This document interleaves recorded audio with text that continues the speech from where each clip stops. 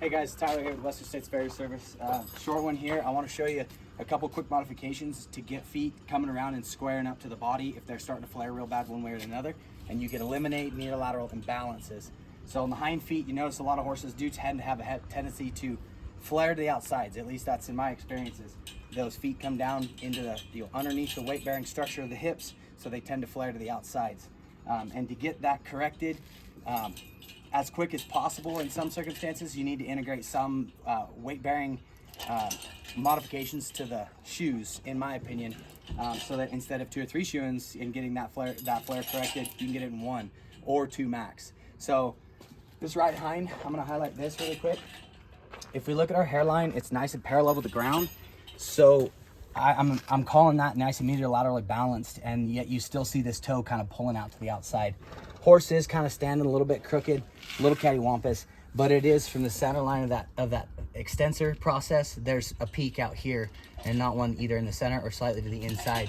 So on my shoe, what I've done is I have narrowed this section of the branch up on the lateral side and then fit this a little extra full over here.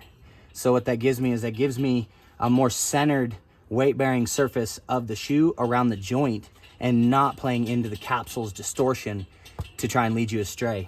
So we'll stick it on the foot and I'll do some measurements to show you what I'm talking about when I'm saying that's centered around the joint, even though the capsule is not. So let's go around back real quick and I'll show you that.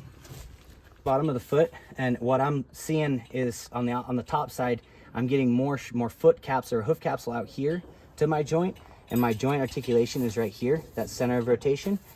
So I have quite a bit more here than I have here, and a little bit more here than I have on the inside.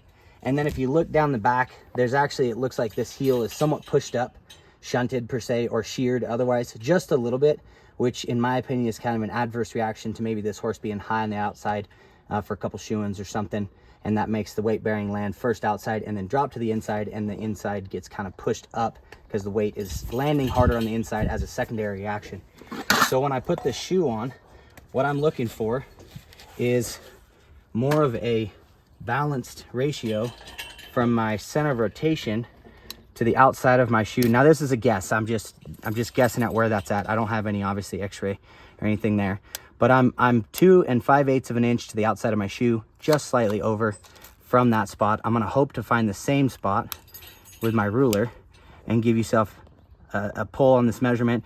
And if I'm in the same spot at the center of my ruler as the widest part of the foot, this grinding portion is at 2 3/4. So I'm an 1/8 of an inch more full to the outside, still trying to capture that capsule, but I would be more like 3/16 or even maybe 1/4 inch more full to the outside if I did not grind this surface in right there. And consequently, I would also be shy if I fit this more tight to the capsule. So we'll show you after I set it what the fit looks like to hopefully encourage some of that growth to at least be controlled and then also redirected in the future shoeings.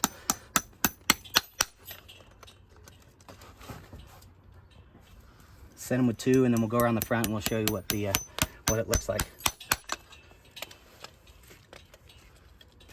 Maybe a 1/3 because I feel like it.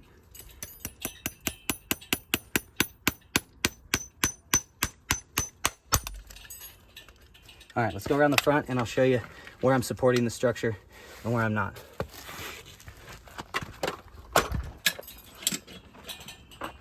Good. All right, now I'm going to adjust this wall so you can see that I've gotten rid of that leading edge of this outside toe. There's not much dressing to do, and honestly it might just be a little bit of that right there.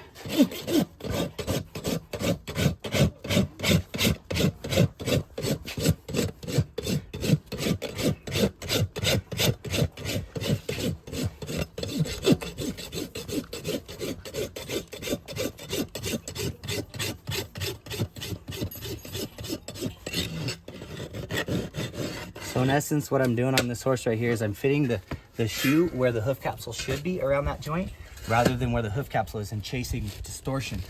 So now as you see, just by setting the shoe, I'm more full to the inside. If you can see that, my boxing right there shows that I've got about an 1/8 of an inch of expansion in front of my clip up there. And then also I follow all the way around to the back where it actually ends up being like almost 1/4 of an inch, if not 5/16 of an inch, full on my outside or my inside heel. Same thing, so I'm tight here and I remain pretty tight to that wall all the way up until the widest part of the foot, and then I create my expansion. So this is, in essence, you're just fitting the shoe where the capsule should be until that capsule can then get rid of the distortion and grow depth with ease without distorting it. So hopefully that helps you guys out if you have horses that maybe have some flares happening on the hind end.